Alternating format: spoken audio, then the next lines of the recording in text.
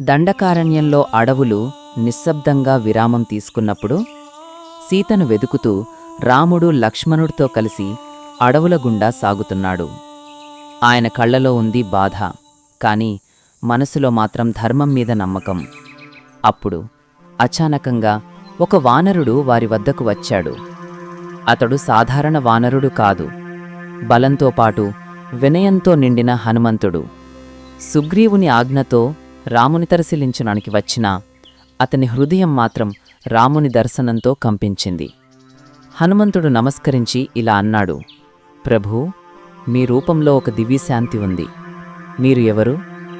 రాముడు మృదువుగా చిరునవ్వు చిందిస్తూ సమాధానమిచ్చాడు: నేను దశరథుని కుమారుణ్ణి, సీతను వెతుకుతున్న రాముడు. ఆ క్షణం అది సాధారణ పరిచయం కాదు. రాముడు భక్తిని చూశాడు, హనుమంతుడు దైవాన్ని గుర్తించాడు. భక్తి, దైవం రెండు హృదయాలు ఒకే ధర్మంలో కలిసిపోయాయి. ఆ రోజు నుంచే ప్రారంభమైంది రామాయణంలోని మహాగాథ. రాముడి విజయానికి మొదటి అడుగు హనుమంతుడి భక్తితో వేసినది.